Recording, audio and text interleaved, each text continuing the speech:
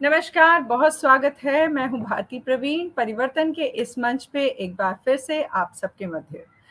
आज के इस कार्यक्रम किताबों की दुनिया में आप सभी दर्शकों का, परिवर्तन के इस परिवार का स्वागत करती हूं। तहे दिल से आपका अभिनंदन करती हूं। साथियों, जैसा कि इस कार्यक्रम का शीर्षक है किताबों की दुनिया, और किताबों की दुनिया में हम हर बार एक नई किताब के साथ आपके साथ होते हैं और उस पे चर्चा करते हैं कि उसके पहलुओं पर, उस किताब के बारे में, उसके लेखक के बारे में। आज हम एक और बार आपके साथ हाजिर हैं अपने सबसे, मेरे ख्याल से इस परिवर्तन मंच के बेहद प्रिय लेखक के किताब के साथ। और आज की किताब है दिसंबर की वो सर्द रात। जैसा कि बैनर में आप देख चुके होंगे, हमारे आदरणीय तेज प्रताप जी की ये किताब है। और तेज प्रताप जी के बारे में तो क्या ही कहा जाए। क्या वो लेखक हैं, क्या वो कवि हैं, क्या वो आलोचक हैं, क्या वो व्यंगकार हैं, वो सब आप परिचित हैं। लेकिन फिर भी हमारे साथ इस आज के कार्यक्रम में लेखक के रूप में उनकी किताब है, और हमारे अतिथि के रूप में हमारे साथ जुड़े हैं माननीय डॉक्टर संतोष पटेल जी। बहुत स्वागत है डॉक्टर संतोष पटेल जी का इस कार्यक्रम में। आपका माइक में अनम्यूट है। मैम नमस्कार भारती मैम। जी जी, बहुत स्वागत है नमस्कार आदरणीय। भारती मैम, और परिवर्तन के सारे तमाम दर्शकों का, साहित्यकारों का, मित्रों का, कवियों का, और जो भी मित्र हमारे साथ अभी जुड़े हैं उन सब का मैं बहुत अभिवादन करता हूं। और परिवर्तन साहित्य मंच का मैं आभारी हूं कि जिन्होंने मुझे इस मंच पे आमंत्रित किया है। और जी, खुशी की बात है कि भारती परवीन जी के साथ मैं भी आपसे मुखातिब हो रहा। शुक्रिया मैम। बहुत शुक्रिया सर। ये सौभाग्य है परिवर्तन परिवार का कि यहाँ पर आप जैसे सदस्य हैं, आप जैसे लेखक, कवि, और एक जिसे कहना चाहिए सशक्त बुलंद आवाज है जो समाज की उन सभी आवाजों को आवाज बन के निकलती है, कविताओं के रूप में, एक आलोचना के रूप में और एक समीक्षक के रूप में। तो आज आपका इस कार्यक्रम में बहुत स्वागत करती हूँ, और दर्शकों का भी बहुत स्वागत करती हूँ जो हमारे साथ लगातार कार्यक्रम या किसी भी माध्यम से, ऑनलाइन माध्यम से अथवा मुखातिब होते रहते हैं सभी कार्यक्रमों में परिवर्तन के। आज की जो हमारी विषय है, इस इस कार्यक्रम का जो विषय है, हमारी एक किताब है, आदरणीय तेज प्रताप नारायण जी की किताब है दिसंबर की वो सर्द रात। इस पर हम उसके पहलुओं पर बात करेंगे और डॉक्टर संतोष पटेल जी के विचार जानेंगे उनकी कविताओं के बारे में। तो मैं छोटा सा परिचय, यूँ तो वो किसी परिचय के मोहताज नहीं है, लेकिन फिर भी सामान्य एक औपचारिकता है जो हमारे किताब और लेखक के बारे में यहाँ पर आप सबके मध्य रखी जाए। तो तेज प्रताप जी को ये तो आप सब जानते हैं, एक सरकारी उपक्रम में ये कार्यरत हैं, और इलेक्ट्रिकल इंजीनियर में ग्रेजुएट तेज प्रताप जी की जो कविताएं होती हैं वो बेहद ही यूँ कहना चाहिए कि समाज को जगाने वाली होती हैं। इस किताब में जो मुख पृष्ठ पे इनका जो परिचय दिया गया है, बहुत खूबसूरती से डॉक्टर राजेंद्र प्रसाद जी ने लिखा है कि एक विचारों का कानन है जिसमें तेज प्रताप जी के जो विचार हैं वो एक वृक्ष की भांति हैं, और हर मनुष्य या हर कविता पंछी की तरह उसमें काम करती है। तो बहुत खूबसूरती से उन्होंने समीक्षा लिखी है। मुझे लगता है आप सबको ये ज़रूर पढ़नी चाहिए, और आज की इस चर्चा के बाद आप बेहद उत्साहित होंगे कि इस कविता को, इस किताब को एक बार अपना साक्षात किया जाए। तो सर के वैसे तो कहानी संग्रह और कई साझा संकलन, कविताओं के संग्रह खूब आ चुके हैं, जिनमें से आपको कहना चाहिए कि आप उपन्यासकार हैं, एक कहानीकार हैं और एक व्यंग्यकार हैं, कविता आप लिखते हैं। और इनमें से जो इनकी प्रमुख रचनाएँ या कृतियाँ हैं, उनका मैं यहाँ पर ज़िक्र करना चाहूँगी कि कविता संग्रह में सूरज की नई किरण, अपने अपने एवरेस्ट, सीमाओं के आर-पार, किंतु परंतु आदि हैं। और कहानी संग्रह जो हैं वो कितने रंग ज़िंदगी के, एयरपोर्ट पर एक रात, और उपन्यास में बेहद प्रसिद्ध टेक्निकल लव आप सबने पढ़ा ही होगा। और साझा उपन्यास जिंदगी है हैंडल हो जाएगी, जो कि हमारे सभी लेखकों का समग्र मुझे कहना चाहिए प्रमाण है, लेखने का प्रमाण है। और हाल ही में इनका एक व्यंग्य संग्रह भी आया था, 0 बटा सन्नाटा, और एक गजल संग्रह खामोशी टूटने को भी प्रकाशित हो चुका है। कई काव्य संग्रहों के संपादन भी आप कर चुके हैं, जिनमें से पर्दे के पीछे की बेखौफ आवाजें जो लगातार आती रहीं, और शब्दों की अदालत में मशाल आदि प्रमुख हैं, जो वार्षिक रूप से कई बार निकल चुके हैं। आपको भारत सरकार द्वारा अपने अपने एवरेस्ट कविता संग्रह के लिए मैथिली शरण गुप्त सम्मान और कहानी संग्रह कितने रंग जिंदगी और उपन्यास टेक्निकल लव के लिए प्रेमचंद सम्मान प्राप्त हो चुका है। इसके अलावा अनेक प्रतिष्ठित संस्थाओं द्वारा भी आप सम्मानित किए जाते हैं, और यूं तो आप सर्वप्रिय हैं, और तेज प्रताप जी मुझे लगता है किसी परिचय के मोहताज नहीं है। वो अपनी कविताओं से बोलते हैं, शायद व्यक्तिगत रूप से उन्हें कम बोलते हुए सुना होगा, लेकिन अपनी कविताओं से वो हर आवाज को उठाते हैं, हर किसी की आवाज बनकर निकलते हैं और बोलते हैं। संतोष पटेल जी के साथ मैं चर्चा करूं, शायद वो डिस्कनेक्ट हो गए हैं, कुछ तकनीकी समस्या हो सकती है जी। आदरणीय संतोष जी के साथ मैं आगे इस चर्चा को बढ़ाऊं, उससे पहले बस 2 पंक्तियां कहना चाहूंगी कि उलझन पढ़ने में गेसु हो, उलझन पढ़ने में गेसु हो, बिगड़ने में मुकद्दर हो, उलटने में जमाना हो और बदलने में हवा हो। ऐसी कविताएं उनकी होती है। तो समाज का जो बदला हुआ प्रवृत्ति है या एक बदलता हुआ नजरिया है, वो हम इनकी कविताओं में देखते हैं। आदरणीय संतोष जी से मैं विनती करती हूँ कि इस कार्यक्रम को हम शुरू करते हैं। आपसे जानना चाहूंगी तेज प्रताप जी को 2 पंक्तियों में कि आप क्या कहना चाहेंगे उनके बारे में, उनकी कविताओं के बारे में या उनके लेखक बनने के बारे में। जी शुक्रिया भारती। आदरणीय तेज प्रताप जी, मैं 2 अगर पंक्तियों में पूछा जाए तो मैं कहना चाहूंगा कि किसी कवि का परिचय या किसी राइटर का परिचय या किसी साहित्यकार का परिचय उसकी रचनाएं होती हैं। जिन रचनाओं को वो रचता है या जो काव्य को रचता है,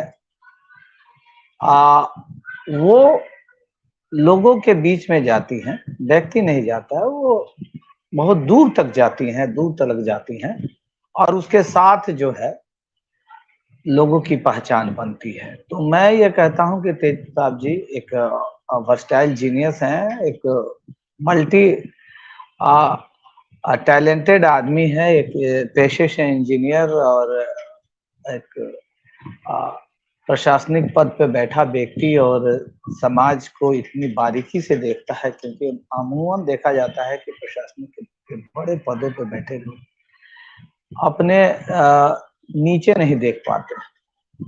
कवि की दृष्टि, कवि तेज प्रताप की दृष्टि इस मामले में कवि की दृष्टि है कि वो चीजों को, छोटी छोटी चीजों को बड़े फलक पे देखते हैं। और एक साहित्यकार जो होता है उसके अंदर में, जैसे कॉलेज कहता है कि उसके जो इमेजिनेशन होते हैं प्राइमरी और सेकेंडरी, तो उसके अंदर वो सेकेंडरी इमेजिनेशन भी होता है, उसके अंदर एक जो संवेदना का जो स्तर होता है अन्य लोगों से कहीं ज्यादा बड़ा होता है। तो वो हर चीज को देखता है, चलता है, और हर चीज को परखता चलता है। परखने के कारण जो मैं समझता हूँ, वो परखने का एकमात्र कारण है उसके अंदर जो है इंसानियत, जो मानवता है, वो उसे एक शक्ति देती है, जिस शक्ति से वो चीजों को उस ढंग से देख पाता है जिस ढंग से वो चाहता है कि समाज में जो भी भेदभाव आधारित व्यवस्थाएं हैं उसका समूल विनाश हो। तो तेज प्रताप मूलतः जो कवि हैं, वो मैं कहता हूँ प्रतिपक्ष के कवि हैं, प्रतिपक्ष के कवि, एक शब्द में कहूँ। क्योंकि वो कभी भी सत्ता या सत्ता के इर्द गिर्द घूमने वाले नहीं हैं। वो ऐसे कवि हैं जो समाज के उत्साह पक्ष में एक दीप जलाने का काम करते हैं, वहाँ तेज प्रज्वलित करते हैं और उस तेज से चाहते हैं कि सत्ता को, लोगों को, जो लोग अनभिज्ञ हैं और कुछ लोग ऐसे अनभिज्ञ हैं जो देखते हुए भी चल देते हैं, तो वैसे लोगों को भी जगाते हैं। तो मैं मान के चलता हूँ कि तेज प्रताप की जो कविताएं हैं यथार्थ से परिपूर्ण होती हैं और उन्होंने लिख ही दिया है कि मैं कविता नहीं इतिहास लिखता हूँ, केवल कल्पना नहीं यथार्थ लिखता हूँ। तो जो कवि कल्पना में नहीं विचरण करके यथार्थ की जमीन पे विचरण करता हो, तो उसके कलम से ऐसी ही कविताओं की उम्मीद की जा सकती है। और तेज प्रताप की कविताएं कई, मैं तो पहले भी उनकी कविताओं का मुरीद रहा हूँ।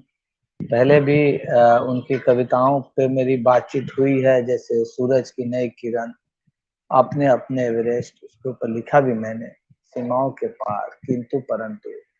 अब ये जो हमारे सद्य प्रकाशित जो काव्य संग्रह है, दिसंबर की वो शरद रात, तो शरद रात जो उनकी एक परिपक्व 70 कविताओं का जो संग्रह है, मैं कह रहा हूँ कि उनके पके हुए अनुभव से निश्रित कविताएं।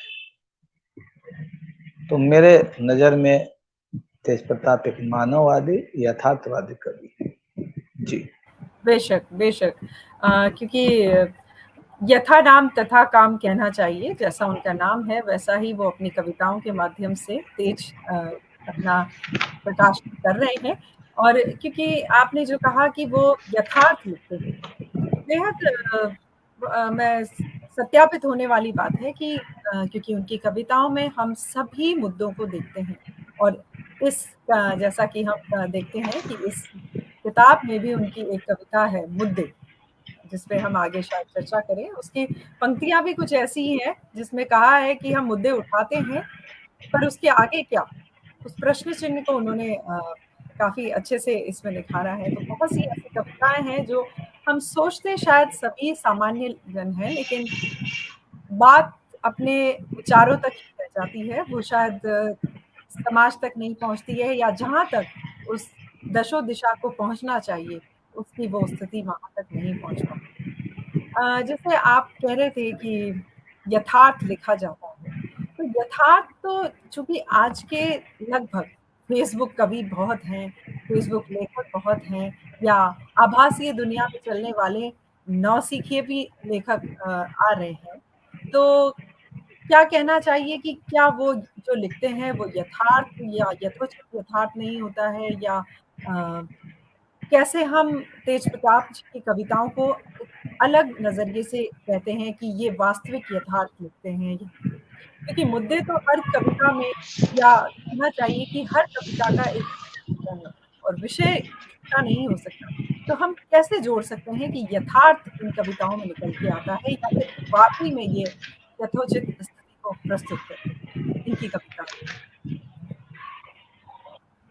देखिए भारती, मैं एक आपको बताना चाहूंगा कि धूमिल लिखते हैं कि उनकी एक पंक्ति है, बहुत आपने देखा हो, मानीखेज पंक्ति है कि वो लिखते हैं कि कविता में अभी याद आ जाएगी कि जैसे कि तमीज जो है वो भाषा, कविता की भाषा में जो तमीज है वो आदमी होने का मतलब ये है कि तेज प्रताप जो कविताएं लिखते हैं वो कविताएं कोई फैंसी ऑफ फ्लाइट नहीं होती है।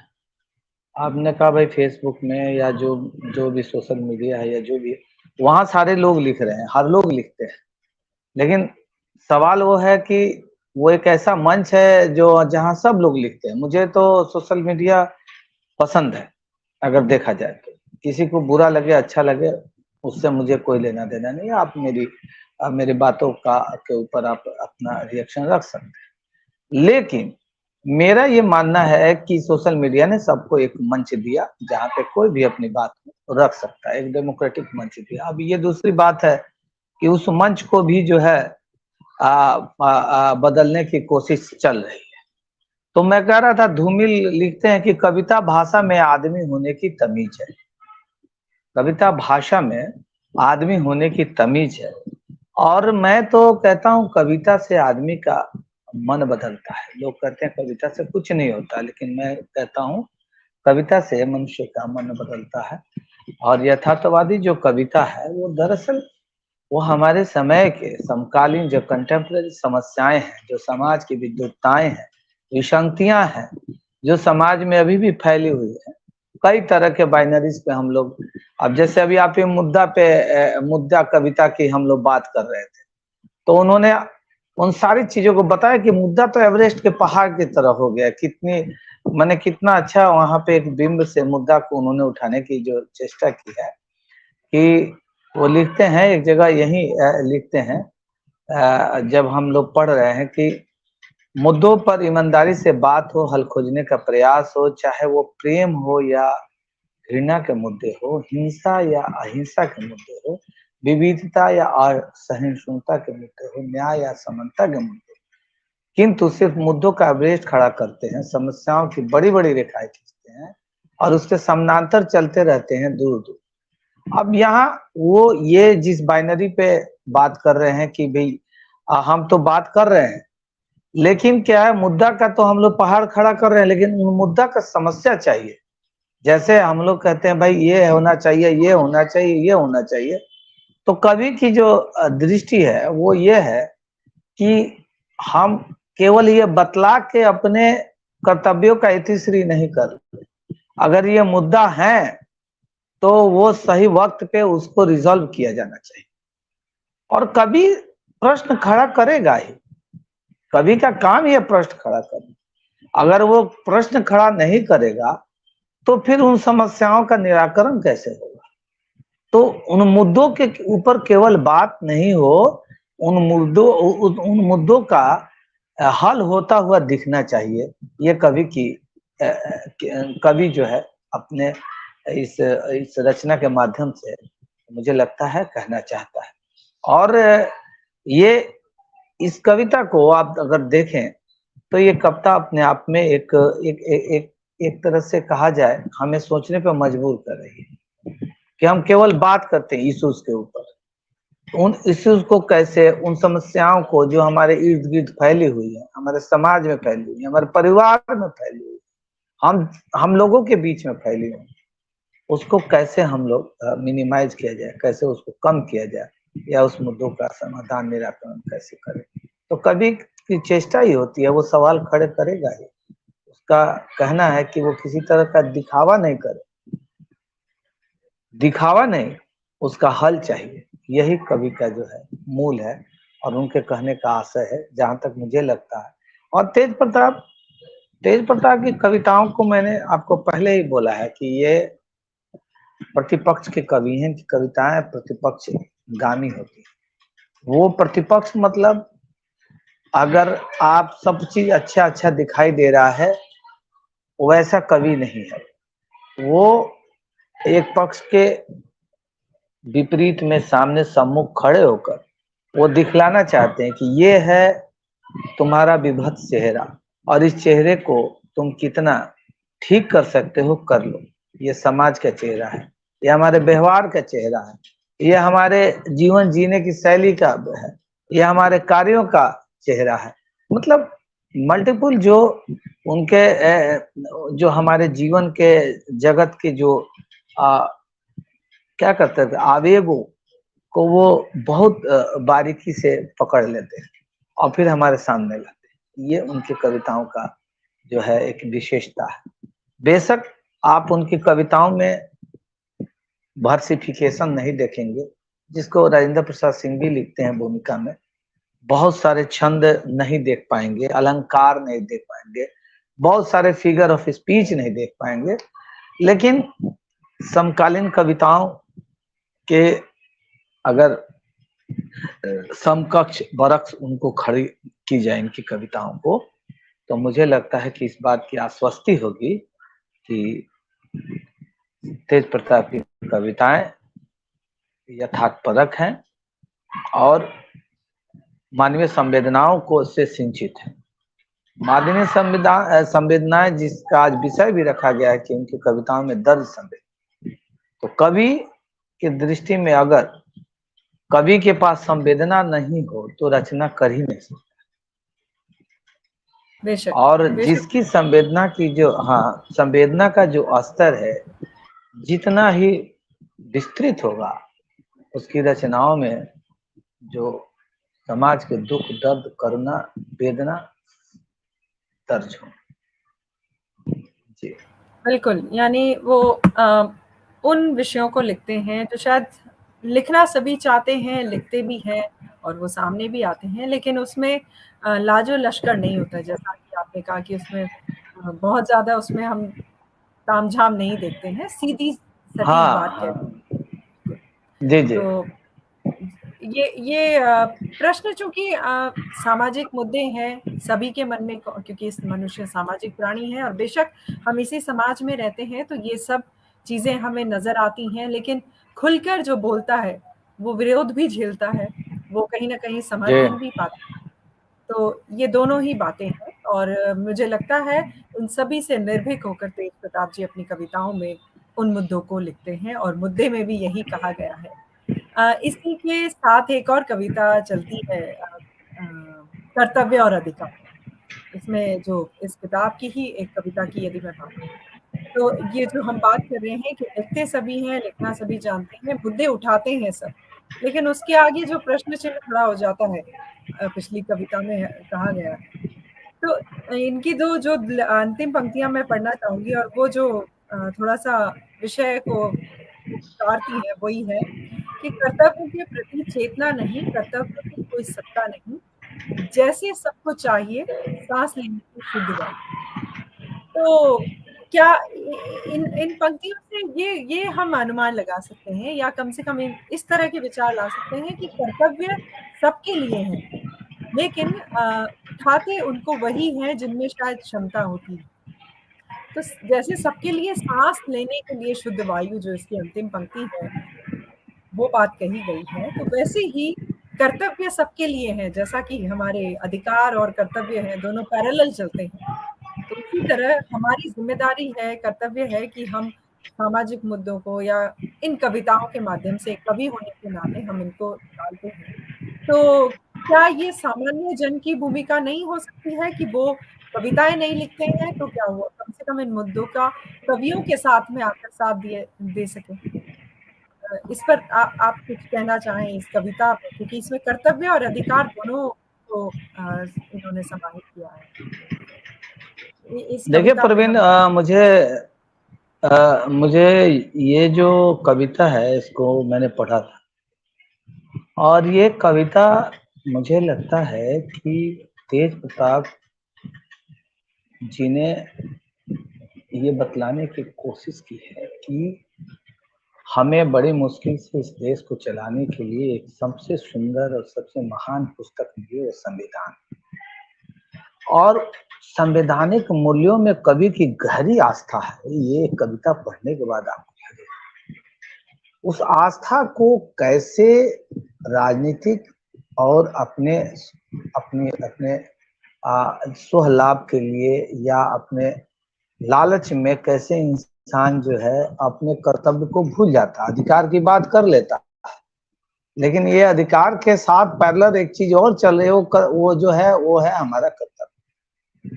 केवल आपके कुछ कर्तव्य भी उसमें भी निर्दिष्ट किए गए हैं उस संविधान में। तो मुझे ये इस बात का मुझे कहने में कोई गुरेज नहीं है, कवि तेज प्रताप संवैधानिक मूल्यों का बहुत ही संजीदगी से पालन करते हैं और वो अपेक्षा करते हैं कि अगर आप अधिकार की बात करते हैं तो अपने कर्तव्यों को भी समझने की चेष्टा करें। तब ये दोनों के बीच में संतुलन बहुत जरूरी है। आप अपने अधिकार की मांग के लिए जंतर मंतर जाएं, धरना प्रदर्शन करें, रामलीला मैदान जाएं, विधानसभा में जाएं, सड़क से संसद तक की यात्रा करें, हर चीज करें, संसद में जाके आवाज उठाएं, संसद के बाहर आवाज उठाएं, हर तरह की कवायद करें, लेकिन लोकतांत्रिक जो आपको अधिकार मिले हैं तो आपके कर्तव्य भी हैं कुछ, उन कर्तव्यों को भी आपको उसी तरह निभाना चाहिए जैसे आप अपने अधिकार के प्रति जागरूक हैं। तो अपने कर्तव्यों के प्रति कभी कभी की ये जो कविता है, मैं उस कविता के लिए उनको साधुवाद देता हूं कि उनकी गहरी संविधान के अंदर उनका विश्वास है, गहरी आस्था है, और वो चाहते हैं कि हम संविधान को अगर अक्षरशः इस देश में पूरी तरह से उसको इम्प्लीमेंट तभी हो पाएगा, उसकी जो सार्थकता तभी सिद्ध हो पाएगी जब हम अपने अधिकार के साथ कर्तव्यों का भी निर्वहन करें। तो इस मामले में ये कविता एक ऐसी कविताओं को बच्चों को पढ़ाना चाहिए। ऐसे कविताओं को मुझे लगता है कि पाठ्य पुस्तक में शामिल किया जाना चाहिए। ये जो आज का जो दौर है वो इतना ज्यादा काल्पनिकता और इतना ज्यादा मिथोलॉजी के मिथ के चरित्रों को लेकर कविताएं गढ़ी जा रही हैं, उपन्यास लिखे जा रहे हैं, उन्हीं चीजों के ऊपर तवज्जो दी जा रही है। उस बीच में ये ऐसी कविताएं हमारे बीच एक आशा के किरण का संचालन करती है, ऐसा मैं मानता हूँ। आभासी दुनिया से वास्तविकता की ओर लाने वाली कविताएं होती हैं। बिल्कुल जी, हाँ, सही बात है। क्योंकि जो आपका इशारा है कि इन कल्पनाओं, कपोल कल्पनाओं के ऊपर ही, जैसे क्योंकि नेटफ्लिक्स का जमाना है, OTT का जमाना है, तो भी इतने संसाधन तकनीकी रूप से समृद्ध होते हुए भी शायद हम पिछली ओर जा रहे हैं, आगे नहीं बढ़ रहे हैं, या वास्तविकता को समझने का कम से कम विषय नहीं उठा रहे हैं।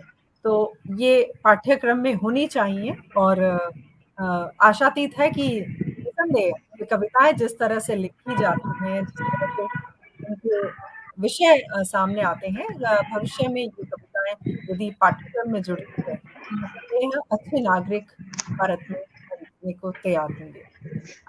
जैसा कि आपने कहा कि संतुलन बनाने की ये कविताएं होती है। अब मैं इसी किताब की एक और कविता की ओर आपका विचार, आपका ध्यान चाहूंगी।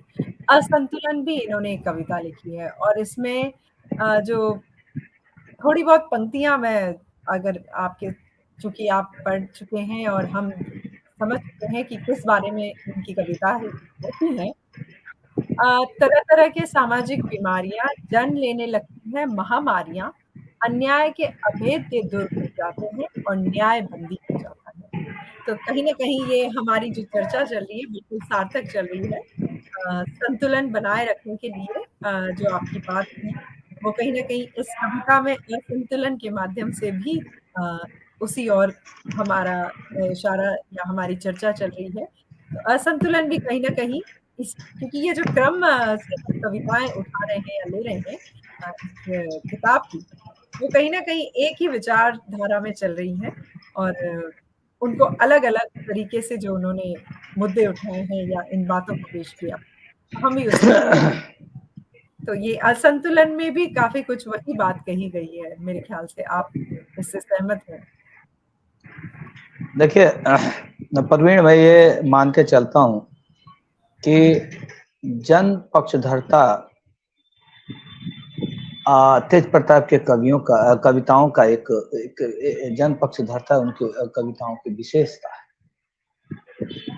जन पक्षधरता का मतलब यहाँ मैं ये कहना चाहता हूँ कि जिस तरह से अभी हमने एक कविता के ऊपर कर्तव्य और अधिकार की बात की, तो उस तरह से वो फिर इस कविता में असंतुलन में जिस तरह से उन्होंने बताया कि हमारे फिजियोलॉजी में कैसे वात, पित्त और कफ का अगर बैलेंस हो, अगर उसमें अगर आपस में सामंजस्य हो तो शरीर जो है स्वस्थ रहता है, किसी तरह से बीमारी महामारी से हम लोग बच जाते हैं।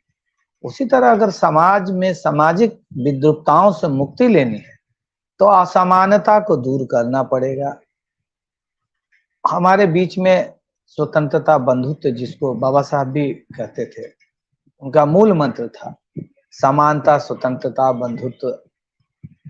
फ्रांस की क्रांति का अगर आप देखिएगा ना, तो रूसों ने ये सबसे पहले फ्रांस की क्रांति में ये 3 शब्दों का प्रयोग किया था, समानता, स्वतंत्रता, बंधुत्व। और इस शब्द, इन्हीं शब्दों के ऊपर इतनी बड़ी फ्रांस की क्रांति हो गई और इतना बड़ा वहां बदलाव हो गया। और यही इन्हीं शब्दों को बाबा साहब अम्बेडकर भी लिए और हमारे संविधान की रचना की और हमें एक ऐसा संविधान दिया जिससे हमारा देश आज 70 वर्षों से संचालित हो रहा है।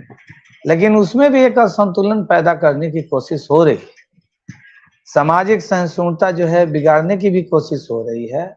और एक आदमी इतना धनी हो रहा है कि वो धनी ही होता जा रहा है और दूसरे लोग गरीब होते जा रहे हैं। आप ये देखिए ना, 80 करोड़ लोगों को अनाज दिया जा रहा है। 80 करोड़ लोगों को अनाज देना, 160 करोड़ की जनता में आधा जनता जो है वो मुखापेक्षी है। वो सत्ता और सरकार के सामने खड़ी है कि हमें अनाज दे दो, हाथ पसार। तो ये असमानता की जो खाई है, जो सी गैप है, उस सी गैप को दिखाने का काम इस कविता के माध्यम से कवि ने किया है। वो एक सुंदर सा शब्द प्रयोग करते हैं, एक अच्छा एक तरह से मेटाफर की यूज में, हार्मोन्स डिस्टर्ब। वो करते हैं कि समाज के हार्मोन्स को अगर डिस्टर्ब करते हैं तो सामाजिक बीमारियां जन्म लेगी, महामारियां लेती ही। आप देखिए, जहां भी असमानता होगा वहां पे एक सामाजिक, एक सोशल क्लैश होगा, कन्फ्लिक्ट होगा। और वो कन्फ्लिक्ट जो है इतनी कन्फ्लिक्ट तक जाता है। अभी तत्काल हम देख सकते हैं मणिपुर में जो असंतुलन हुआ है, आज मणिपुर जल रहा है, आग के ढेर पे है मणिपुर। ये केवल सामाजिक असहिष्णुता के कारण है। एक ये आपने देखा कि सामाजिक जो बंटवारा है, जो असंतुलन है, केवल 10% लोगों ने सारे लालच अपने लिए इकट्ठा कर लिया। मणिपुर जो मैतेई वहां की जाति, वो चाहती है कि सब कुछ तो है ही इम्फाल के अंदर, वो हमें मिल जाए और अब हमें एसटी का भी दर्जा मिल जाए। तो वहां पे जो दूसरी जाति है, वो 2 अलग और जातियां हैं, उन्होंने धावा बोल दिया है और वहां लड़ाई चल रही है। वो इतनी क्लैश होता है। तो ये सामाजिक कवि जो होता है ना, दूरगामी होता है, वो दूरदृष्टि होता है, दृष्टा होता है, वो देख लेता है। तो जिस तरह भारत हमारे विविधताओं का देश है, जहाँ पे धर्म है, जाति है, पंथ है, संप्रदाय है, तो वो चाहते हैं इन सब के बीच में एक बैलेंस हो। कवि की दृष्टि समाज से परे नहीं हो सकती है। कवि इस समाज का, मुझे लगता है कि सबसे बारीकी से चीजों को देखने वाला वैज्ञानिक है। ये पूरे सामाजिक जो ताने बाने हैं, जितना क्लोजली वॉच कवि करता है, शायद ही मुझे लगता है कि कोई व्यक्ति करता है। और वो ताने बाने को ही नहीं देखता है, टूटे ताने बाने को भी जोड़ने का प्रयत्न करता है। वहां वो खड़ा हो जाता है और खड़ा होकर कहता है कि यहाँ से ताना बाना टूट रहा है, इस ताने को वो जोड़ने की जरूरत है। लेकिन क्या है कि कवि की बातों को राजनीति लोग कभी भी बहुत जल्दी एक्सेप्ट नहीं करते। आज भी राजनीतिज्ञ प्लूटो को उस बात को ज्यादा तवज्जो देते हैं कि कवियों को निकाल देना चाहिए अपने ये राज्य से, क्योंकि ये अनप्रोडक्टिव लोग हैं। लेकिन उन्हीं का शिष्य एरिस्टोटल कहा, नहीं भाई, कवि बहुत महत्वपूर्ण चीज होते हैं। आज मणिपुर की घटना से अगर हम इस असंतुलन को जोड़ते हैं, तो एक बड़े फ्रेम पर इस कविता को अगर हम पढ़ेंगे तो लगेगा कि तेज प्रताप ने चीजों को कितनी मैंने सूक्ष्मता से अवलोकन किया है। जी। ऐसी एक और कविता में उन्होंने कहा भी है, यही आपकी बात का समर्थन करते हुए, कि वही कविता उन्होंने लिखा है कि मेरी नजर में वही कविता, शायरी या लेखन अच्छा है जो लोग से जुड़ी हो, संवेदना में खड़ी हो, दृष्टि से भरी हो, जरूरी नहीं है उसमें अतिशय अलंकार हो। बिल्कुल यही बात वो कह रहे हैं। ज्यादातर कविताओं में उनके देखने को मिलता है कि वो निर्भीक होकर लिखते हैं। बिल्कुल किसी, जैसा कि कहा, राजनीतिक संगठन इनका समर्थन नहीं करते हैं, या कभी वो बात कह जाते हैं जो किसी व्यक्तिगत के लिए कटाक्ष हो सकती है, किसी एक पार्टी या एक समूह के लिए विरोधाभास प्रकट करने की स्थिति ला सकती है। लेकिन मेरे ख्याल से आप इस बात को सही कह रहे हैं कि कवि का काम है समाज के प्रति जो जागरूकता है उसे बढ़ाने का, उसे निकालने का सवाल नहीं हो सकता। जैसा कि इस कविता संग्रह का शीर्षक भी है, दिसंबर की वो सर्द रात। हालाँकि मैं चाह रही थी कि इस कविता ये को हम बहुत अंत में हम डिस्कस करें, लेकिन ये मुद्दों पे चूँकि बात आई, तो इस पे लंबी चर्चा हो सकती है। इसलिए इस कविता को इन्होंने शायद मुख्य शीर्षक के रूप में भी इसीलिए रखा है, क्योंकि यदि नहीं लिखी जाएगी, तो ये घटनाएँ बार-बार वापस आएँगी। इसी पे मेरे ख्याल से हमें चर्चा करनी चाहिए कि क्यों क्यों ऐसा अ, है कि क्यों लिखी जानी चाहिए और लिखी क्यों नहीं जानी चाहिए? देखिए, मैं ये एक बहुत लंबी कविता है और मैं इस कविता को 3-4 बार पढ़ा। 3-4 बार पढ़ने का कुछ इसके विशेष कारण है। मैं इस कविता पे चर्चा करने पहले मैं 2-3 बात कहना चाहता हूँ। दरअसल हमारा विषय भी आज का यही था कि सर्दी की वो सर्द रात और उससे जुड़ी संवेदना। तो मैं ये कहता हूँ कि जो समकालीन हिंदी के कवि हैं, उन्होंने अपनी संवेदना, अपनी मानवीय अपील, अपनी प्रश्नकूलता के साथ एक ऐसी विशिष्ट शैली, स्थिति हासिल कर ली है कि आप उस पे गर्व करेंगे। और मैं तेज प्रताप लगातार अपने काव्य संग्रहों से उस शैली को हासिल करने में कामयाब रहे हैं। उस शैली के माध्यम से आपको लगेगा कि कुछ देर के लिए मैंने नोट किया था, मैं बताऊं कि तेज प्रताप की जो कविता है आपको कथ्यात्मक लगेंगी। ये जो कविता है, जिस कविता के ऊपर हम बात करेंगे, वो आपको कथ्यात्मक लगेंगी, आप उसको गद्यात्मक भी कह सकते हैं। लेकिन ये भूलना अनुचित होगा कि उसके केंद्र या अंतर्धारा के रूप में कोई ना कोई अनुभूति है। अब कोई ना कोई अनुभूति है, वो बहुत बड़ी अनुभूति है जो देश को उद्वेलित करे। इसी अनुभूति के बदौलत उनकी भाषा बातचीत की तरह या आत्मकल कथ्य की तरह दफ्तरी लगेगी, अखबारी भी लगेगी, तत्समी भी लगेगी, लेकिन इसके बावजूद भी यह काव्य के भाषा में रूपांतरित भी होती है। मैंने ये इसलिए कहा कि ये जो कविता है, आपको लंबी कविता है, कुछ गद्यात्मक लगेंगी, कुछ कथात्मक लगेंगी, लेकिन इस कविता के लेयर्स को देखिए। इस कविता के लेयर में आप उस दर्द को महसूस कर पाओगे कि उस दर्द के लिए मेरे पास एक, मैं कहना चाहूंगा, कवि एक कालिदास ने एक बार लिखा था, उन्होंने लिखा कि रुदितानुसारी कवि, रुदितानुसारी कवि, मतलब कि कवि रुदन सुनकर आने वाला होता है। मतलब कवि जो है वो रुदन को सुन लेता है। कवि की वो सजगता है, तेज प्रताप की वो सजगता है, उसकी दृष्टि संपन्नता है, ये उनका सृजनात्मक पक्ष है कि वो सर्दी की उस रात जो हमारी भारत की बेटी निर्भया के साथ जिस बहसीपना के साथ बहसीपन का एक तरह से उस समय मुजाहरा हुआ, जिस तरह से उन 5 दरिंदों ने उसके साथ जिस तरह के घटना किया, वो घटना आप पढ़िएगा तो मुझे लगता है कि जब उस कविता से गुजरिएगा तो मुझे लगता है ये कविता लिखते समय खुद तेज प्रताप जी ने भी कई बार अपने आप को रोका नहीं होगा, क्योंकि वो उद्वेलित तो करने वाली घटना तो थी ही, लेकिन आप एक समझिए कि मातृशक्ति एक बेटी के साथ जिस तरह से इन दुर्दांत लोगों ने जिस तरह से घटनाएं की और जो बहसीपना किया, वो बहसीपना से ही इतना बड़ा आंदोलन खड़ा हो गया। उसकी प्रतिक्रिया थी, उसकी प्रतिक्रिया थी, उन्हीं प्रतिक्रिया, इसलिए मैंने कहा आपको पहले ही कि प्रतिपक्ष धार्मिक कविताएं होती हैं तेज प्रताप जी की।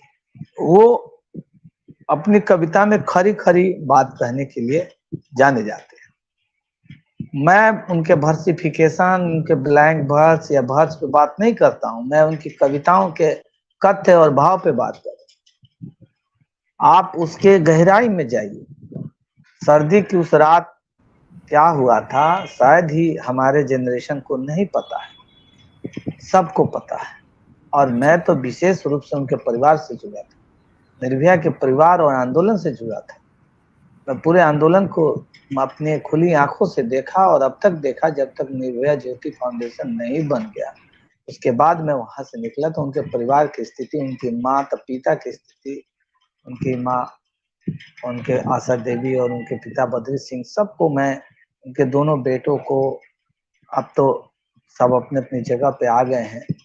तो उस समय मैंने देखा, लेकिन उस बच्ची के साथ जो हुआ वो मैं कहता हूं कि कभी किसी बच्ची के साथ नहीं हो। और कवि का ये जो लिखा जाना है वो एक तरह से सचेत किया जाना है। वो सचेत करते हैं कि ऐसी समाज में घटना नहीं, इस तरह की घटना नहीं हो। कहाँ जा रहा है हमारा समाज? ये कविताओं को, ये कविता बार बार पढ़ने की मांग करती है और इस पे पढ़ा जाना चाहिए। मैं ये कह रहा हूँ बार बार पढ़ा जाना चाहिए। जिस तरह से इन्होंने पूरे उस दृश्य को आप देखिए, कितनी विविड विजुअल प्रेजेंटेशन है, कितनी विविधता, कितनी मतलब कि सजीवता से बिल्कुल आपको लगेगा चलचित्र की तरह चल रहा है। और जितना गहराई से आप डूबते जाएंगे आप गहरे अवसाद में भी चले जाते हैं। आप में ये कविता पढ़ते पढ़ते ऐसा कभी आपको महसूस होने लगेगा कि लग रहा है कि हम किस समाज में रह रहे हैं, औरतों के प्रति हमारी दृष्टिकोण क्या है। उन्होंने कई शब्दों को भी यूज किया अपनी कविताओं को एक इम्फेटिक जोर देते हुए इम्फेटिक कई शब्दों का प्रयोग किया, जो आप इसमें देख सकते हैं कि किस तरह से हमारे समाज में औरतों के प्रति लोगों का दृष्टिकोण है, कैसी कैसी गालियां उनके लिए बनाई गई हैं। अगर वो रात को चली जाती हैं तो वो क्या हो जाती हैं, अगर अपने दोस्त से दो मुंह बात कर लेती हैं तो उनके लिए समाज किस तरह का व्यवहार रखता है। वो जींस टॉप पहन लेती हैं तो दिक्कत हो जाती है। तो पैट्रिशियल सोसाइटी की इस कविता के माध्यम से उन्होंने पैट्रिशियल सोसाइटी के जो बुरे पक्ष है, उन पूरे पक्ष को इस कविता के माध्यम से उकेरने का काम किया। जी तेज प्रताप जी ये लिख रहे हैं कि जी, और जो लोग स्त्रीवाद की बात करते हैं, मैं तो कहता हूं कि अगर पुरुष स्त्री की तरह हो जाए तो फिर तो वो उसका जीवन सुखमय हो जाता है। लेकिन स्त्रियां जब अगर पुरुषों की तरह मर्दवादी हो जाए तो वो पितृसत्ता का संपोषक हो जाती है। घर में कई बार स्त्रियां ही स्त्रियों के ऊपर दबाव बनाती। जैसे कहा जाता है कि समाज शायद दबी हुई स्त्री को दबा सकता है, लेकिन जो निडर हो जाती है उससे फिर समाज डरने लगता है।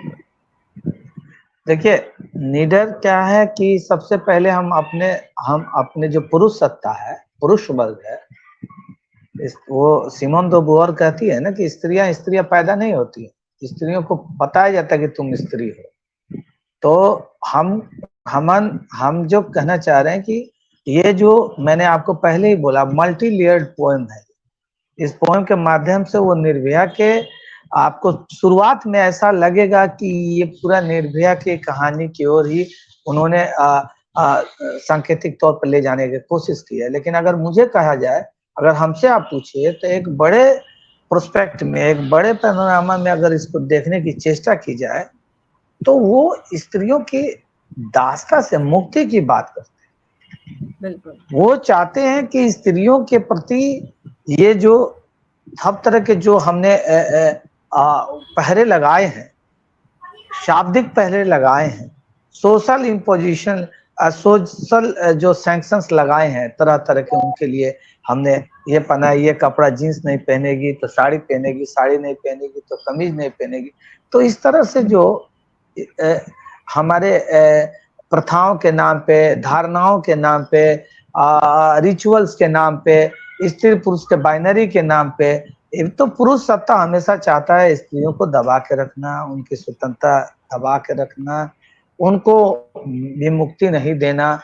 तो ये निर्भया के साथ जो कुछ भी हुआ, उस कविता के माध्यम से जैसे जैसे तेज प्रताप बढ़ रहे हैं, आप उस कविता के साथ आप बढ़ते हैं, तो आप कहते हैं कि भाई स्त्री को जिस तरह से दास्तान में बांध के रखा गया। होमर एक बहुत बड़े पोएट थे, आपको पता हो। वो कहते हैं जिस दिन किसी आदमी को दास्ता की जंजीरों में जकड़ा जाता है, उसी दिन उसके गुण आधे उससे छीन लिए जाते हैं। मतलब कि स्त्रियों के में जितना गुण है, वही स्त्री जिस पुरुष को जन्म देती है, वही पुरुष आके उसी स्त्री के ऊपर शासन प्रशासन करना चाहता है, उसको दबाना चाहता है, उसको अपवित्र भी घोषित कर देता है। तो ये पुरुष सत्ता, ये पितृसत्ता जो है, पितृसत्ता के जितने भी टूल्स हैं, जितने भी उसके पास मशीनरी है, वो मशीनरी किसी तरह से स्त्रियों को रोकने के लिए, उनके प्रोग्रेस को रोकने के लिए, उसके प्रति जो भावनाएं हैं स्त्रियों के प्रति, मैंने उनको स्वतंत्रता नहीं दिया जाए, वो उसको रोकने के लिए सारे तरह के हथकंडे अपना। तो तेज प्रताप की कविता को केवल निर्भया के साथ हुए बलात्कार के कारणों के मूल कारण, एक तरह से देखा जाए मूल कारण, what is the root cause, कि हमारे यहाँ स्त्रियों के प्रति इस तरह के क्यों परसेप्शन क्रिएट किया गया। अब अपने बॉयफ्रेंड के साथ जा रही है तो आप कह रहे हो वो छिनाल हो गई, क्या बात है। तो ये जितना बोल्ड, तो ये जितने बोल्ड शब्दों में तेज प्रताप लोगों के दिमाग को मतलब एक तरह से करंट दे रहे हैं, कि ये झटका दे रहे हैं कि तुम अब सुधर जाओ, इस बाइनरी से बाहर आओ। स्त्री और पुरुष एक फिजियोलॉजिकली बायोलॉजिकली थोड़ा अंतर होगा, लेकिन ना तो स्त्री में कोई तुम्हारे से अलग कोई चीज है, ना पुरुष से में कोई स्पेशल चीज है, सारे मानव हैं और मानवता के धरातल पे दोनों समान है। ये कविता का एक बहुत बड़ा पक्ष है। और जिस संवेदना की बात करें तो देखो, कवि के अंदर संवेदना वेदना नहीं हो तो कोई कविताएं बाहर आ ही नहीं सकती।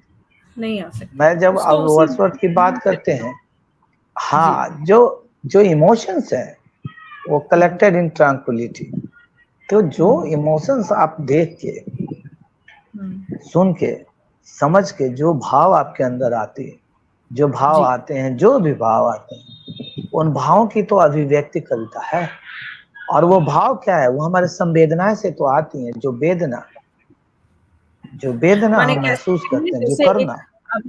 जैसे एक अभिनय करने वाले अभिनेता होते हैं, वो जब तक उस कैरेक्टर को अपने आप में समाहित नहीं करते तब तक वो उसको उतार नहीं पाते, पर्दे पर नहीं निकाल पाते।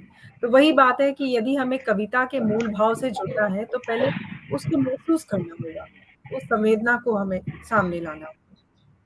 तो नाटक और पॉलिटिक्स में कोई ये थोड़ी अलग थोड़ी, उसको दो ये नहीं समझिए। एक कलाकार है, वो कलाकार या कवि है, तो कलाकार भी तो वो जीता है ना, कैरेक्टर को जीता है।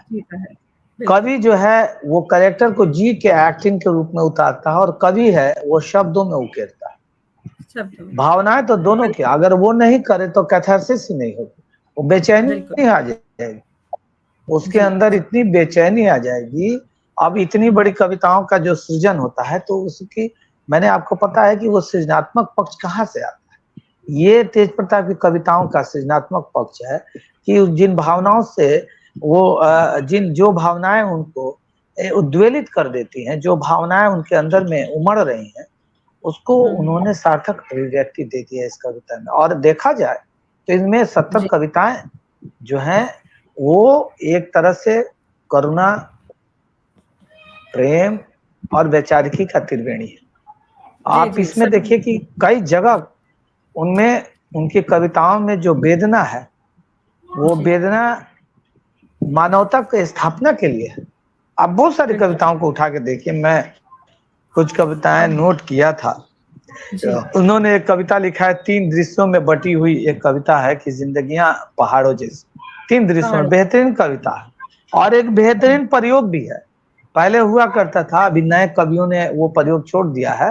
अभी वो उन्होंने छोटे छोटे 3 दृश्य उपस्थित किए बजाते लिख के, तो कविता के एक नए प्रयोग को भी यहाँ पे लेके आते हैं।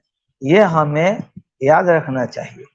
वो एक उनकी कविता थी, वाह, मैं वो कविता पढ़ा था, बेहतरीन कविता थी।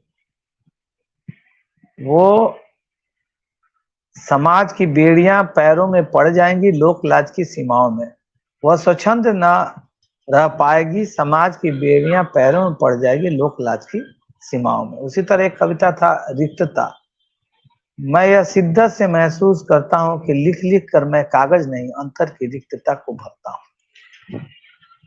तेज प्रताप ने एक अपने भूमिका में लिखा एक जगह कि ये मैं कविता नहीं है, स्वयं की खोज है, सेल्फ अवेयरनेस है। तो वो कह रहे हैं कि ये अंतर की रिक्तता को भरना है। देखो, रिक्त होना बहुत जरूरी है। अगर आदमी रिक्त नहीं हो तो फिर जो है नई भावनाएं नहीं होती। मैं आपको इस शब्द से और इस कविता से मैं बड़ा मुखातिब हूँ, और बड़ा मैं इससे जिस शिद्दत से इन्होंने लिखा है, मैं भी इस कविता को बड़ी शिद्दत से महसूस कर रहा हूँ कि लिखना तो जरूरी है ही, लेकिन उससे भी ज्यादा जरूरी है अपने अंदर रिक्तता पैदा कर।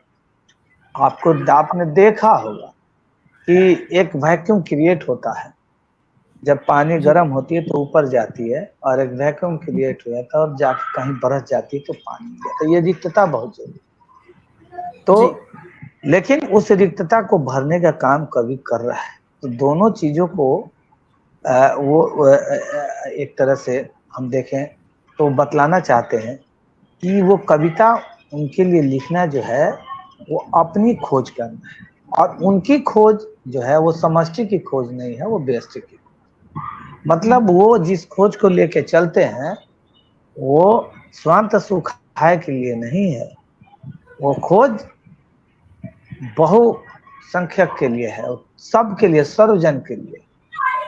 जिस खोज से समाज के हर एक लोगों को, क्या स्त्री, क्या पुरुष, क्या बच्चे, क्या बूढ़े, क्या आदिवासी, क्या दलित, वंचित, पिछड़े, सब तमाम तरह के, कोई भी धर्म, जाति, लिंग का भेद नहीं, सबके लिए। तो ये बड़ा जरूरी है। और कवि की दृष्टिकोण कितनी विस्तृत है, और उनका दृष्टिकोण कितना बड़ा है, और कितने बड़े कैनवस की ये कविता है, इसको आपको समझने की जरूरत है। उसी तरह उन्होंने एक सच्चा मित्र एक कविता लिखा, मैं आपको बताना चाहता हूँ।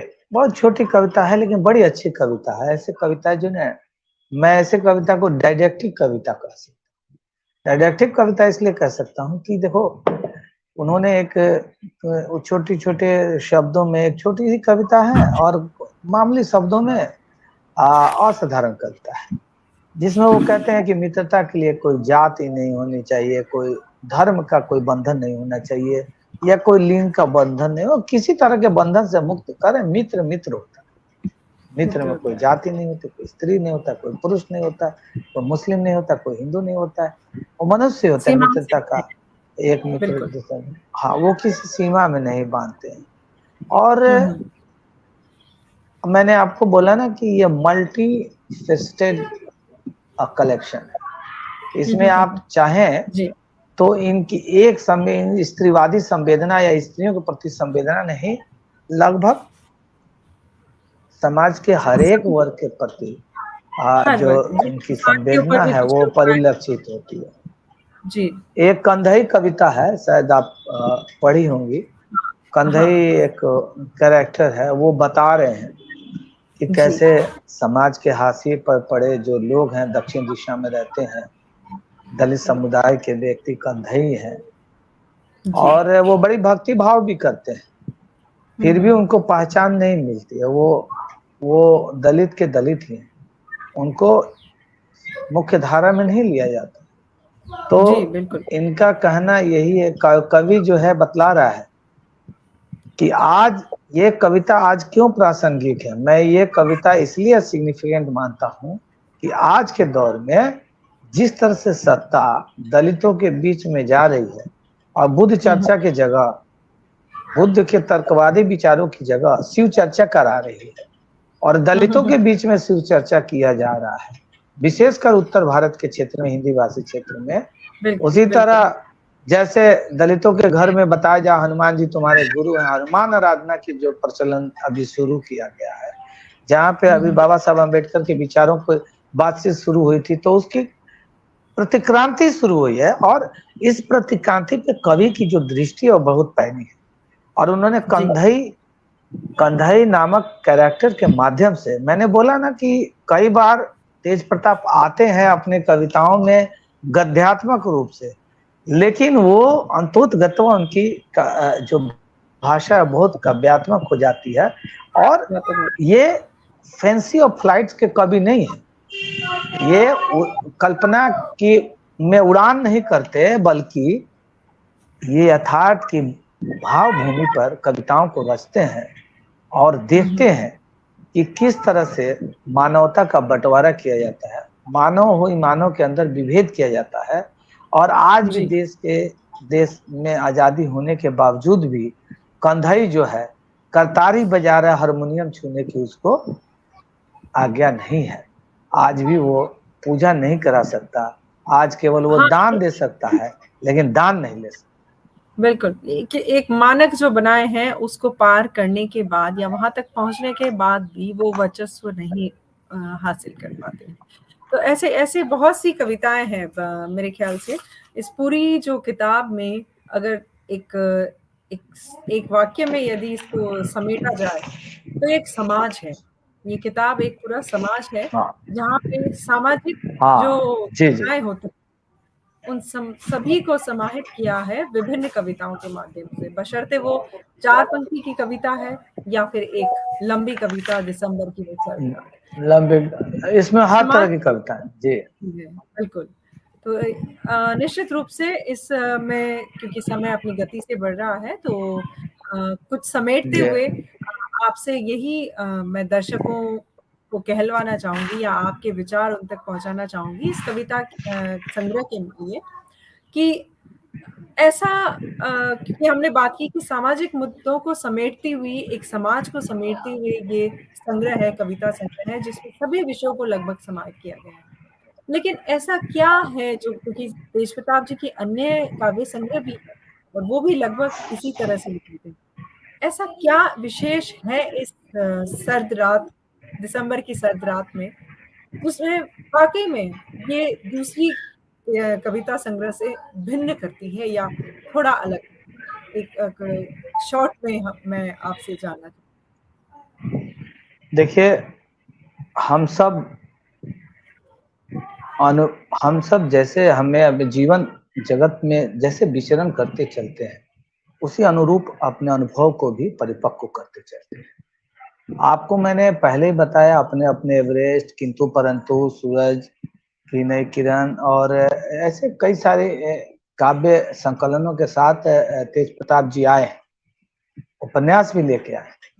तो मैंने उन काव्य संग्रहों को भी पढ़ा, जो सूरज की नई किरण है, अपने एवरेस्ट हैं, सीमाओं के पार हैं, किंतु परंतु, इन सारी कविताओं में एक ऐसी वैचारिकी है जिसमें आपको मल्टी डायमेंशनल पोएम मिलेंगे, बहुआयामी कविताएं मिलेंगी। लेकिन ये ये जो सद प्रकाशित काव्य संकलन है,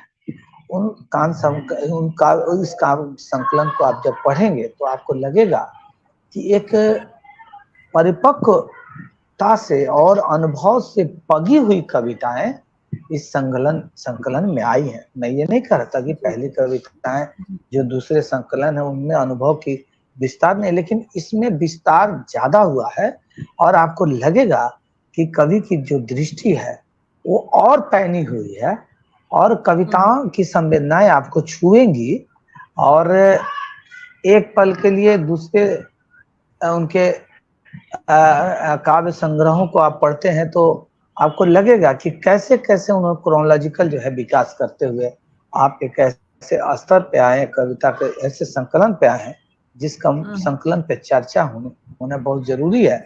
और आज ये एक सार्थक चर्चा आपके साथ में कर पा रहा हूँ, और मुझे लगता है कि ये संकलन पढ़ा जाना चाहिए, इसके ऊपर बात होना चाहिए, और कुछ ऐसी कविताएं हैं जो पाठ्य पुस्तकों में भी संकलित होनी चाहिए। संकलित होना चाहिए। हमारे जो लोग लिखते हैं वो उनके अंदर में ज्यादा काव्य शास्त्र देखने की जरूरत नहीं है, क्योंकि अब वो जमाना नहीं रह गया कि आप उस पैरामीटर से कविताओं का जो है विश्लेषण करें, उसका क्रिटिकल एप्रिसिएशन करें। मुझे लगता है कविता का जो पक्ष है वो पक्ष है उसका कथ्य, और वो कितना सशक्त है वो मैं तेज प्रताप की इस संकलन में देख पा रहा हूँ। अन्य काव्य संकलनों को अपेक्षा ये जो संकलन है वो बहुत ही मारक है, और इसमें संवेदना जो उनकी है उसका बहुत ही बड़ा विस्तार है, बड़े फलक है। तो मैं आप सभी दर्शकों से, पाठकों से कहूंगा कि इस काव्य संकलन का हमें स्वागत करना चाहिए। तेज प्रताप को, नारायण जी को, इसके लिए मैं बहुत धन्यवाद देता हूँ, उनको बहुत बधाई देता हूँ कि इतना अच्छा संग्रह हम लोग के बीच लेकर वो आए हैं। और मैं ये भी अपेक्षा करता हूँ कि कुछ भविष्य में और भी संग्रह आएंगे। अभी तो उनके अंदर इतना पोटेंशियल है कि मुझे लगता है कि हमें और भी अच्छे काव्य संग्रह पढ़ने को मिले। बिल्कुल। बस आपसे अंतिम रूप में एक बात और कहना चाहूंगी कि दो ऐसी कविताएं जरूर आप यहाँ दर्शकों के सामने रखें, जिनको आप कह रहे हैं कि पाठ्यक्रम में रखना चाहिए। सिर्फ उनका शीर्षक बताएं, और एक छोटी कविता अपने मुखारविंद से तेज प्रताप जी की ही इस दिसंबर की सर्द रात को आप उसका वाचन करें। एक आग्रह के रूप में आपसे कहना चाहती हूँ। एक तो ये मैंने बताया आपको कि एक कर्तव्य और अधिकार, ये कविता जरूर पढ़ा जाना चाहिए और जानना चाहिए। और मेरे अगर हमसे और पूछा जाए कि भाई और कौन सी कविता बच्चों को जानना समझना जरूरी है, तो उस हिसाब से मैंने एक कविता यहाँ पे मैंने उल्लेखित किया था कि एक बहुत छोटी कविता है, लेकिन वो बहुत जरूरी कविता है जिसको हमें पढ़ना चाहिए। वो कविता थी कि रिक्तता को जरूर पढ़ना चाहिए। उनकी एक कविता है जो मुझे बड़ी अच्छी लगी, आस्था के मंदिर। मैं उसका पाठ कर देता हूँ और मुझे लगता है कि सबको ये कविता अच्छी लगेगी। स्वागत है। आस्था के मंदिर। पहले जब कभी धर्म स्थल के पास गुजरते थे, दिल से आवाज निकलती थी, शीश झुक जाता था श्रद्धा से। पहले जब कभी धर्म स्थल के पास से गुजरते थे, दिल से आवाज निकलती थी, शीश झुक जाता था श्रद्धा से, यह सोचकर ईश्वर का निवास है, ज्ञान का प्रकाश है। लेकिन जैसे जैसे रहस्य मिटते गए, भेद खुलते गए, तब एहसास हुआ कि इन स्थलों पर वे चीजें नहीं हैं जो होनी चाहिए। लेकिन जैसे जैसे रहस्य मिटते गए, भेद खुलते गए, तब एहसास हुआ कि इन स्थलों पर वे चीजें नहीं हैं जो होनी चाहिए। न शक्ति और प्रकाश है, छद्म रूप है आस्था का, और अंधविश्वास है आस्था के मंदिर में। शोषण के उद्योग बन गए हैं, धर्म और पाखंड के संजोग बन गए हैं, धर्म और व्यापार के घाल मेल में हो गया है कबाड़ा। इन स्थलों का खेल खेल में व्यभिचार के किस्से भी सुनाई देते हैं। तो ये कविता मेरे पास थी, और मुझे लगता है ये कविता जो है मुझे अच्छी लगी है। और बाकी जो इस काव्य संग्रह की जो सबसे बड़ी कविता थी वो बेहद ही संवेदनशील कविता है, उसे भी अच्छे से पढ़ा जाना चाहिए। और मैं कहता हूँ कि इस पुस्तक पे एक बार और चर्चा हो, फिजिकल चर्चा हो, तो मुझे अच्छा लगेगा। और जी, मैं जी। और भी लोगों के विचारों को इसमें सुनना चाहता हूँ। मेरी जी, जितनी जी। समझ बन पाई थी इस काव्य संग्रह को पढ़कर, वो मैं आपके सामने रख दिया। बहुत बहुत शुक्रिया भारती परवीन जी, आपने मुझे आमंत्रित किया। बहुत शुक्रिया, और परिवर्तन मंच पे सुनने वाले सभी दर्शकों का भी बहुत शुक्रिया कि उन्होंने कीमती समय में इस बहुत खूबसूरत पुस्तक की समीक्षा या चर्चा पर अपना समय दिया। और आपकी बात निसंदेह यहीं से मंच तक मैं पहुंचाना चाहूँगी कि इस किताब पर हमें एक रूबरू चर्चा करनी चाहिए। बाकी सब समीक्षकों के विचार भी जानने चाहिए और दर्शकों के भी सम्मिलित करते हुए उसमें विचार जोड़े जाने चाहिए, क्योंकि वाक़ई में इसकी हर एक कविता समीक्षा के योग्य है, चर्चा के योग्य है। तो सभी पर उस सभी पहलू पे बात होनी चाहिए। और मैं फिर से कहना चाहूँगी कि तेज प्रताप जी की कविताएँ एक समाज को लिए होती है, भारतीय समाज का एक पारदर्शी जो कहना चाहिए दर्पण है। उसमें उनके समाज का प्रतिबिंब झलकता है उनकी कविताओं, उनके शब्दों के माध्यम से। बहुत खूबसूरत आपके साथ ये चर्चा रही और बहुत कुछ जानने को मिलता है। आप स्वयं एक ज्ञान का पुंज हैं, तो आपके विचारों को यदि अरे तेज नहीं। कविताओं के साथ सम्मिलित कर दिया जाता है, तो सुनने वालों के लिए बहुत ही जिसे कहना चाहिए एक हमें जैसे दिन बन जाता है, तो वो ही एक बात है। बहुत खूबसूरती से आप चर्चा करते हैं। तो मैं बहुत शुक्रिया करना चाहूँगी। आपके विचार इस तरह से आगे भी हमें मिलते रहें, और अपने बेहद कीमती समय के लिए बहुत-बहुत धन्यवाद। बस 2 पंक्तियाँ आपके लिए बहुत और तेज प्रताप जी के लिए भी कहना चाहूँगी, जो कविताओं में सम्मिलित है। दुनिया में वही शख्स है तामीज़ के काबिल, दुनिया में वही शख्स है तामीज़ के काबिल, जिस शख्स ने हालात का रुख मोड़ दिया। तो वाह, वही बात बहुत है बढ़िया। कि तामीज़ के काबिल वही शख्स है, और इस तरह से हालात का रुख मोड़ने का काम करती हैं तेज प्रताप जी की कविताएँ। तो बहुत शुक्रिया, शुभ संध्या, पुनः मिलते हैं एक बहुत बहुत नई कहानी। धन्यवाद, सबका बहुत बहुत आभार। और परिवर्तन धन्यवाद, साहित्य मंच का भी आभार। बहुत बहुत धन्यवाद, शुक्रिया। धन्यवाद, बहुत शुक्रिया, धन्यवाद। धन्यवाद। विदा लिया जाए।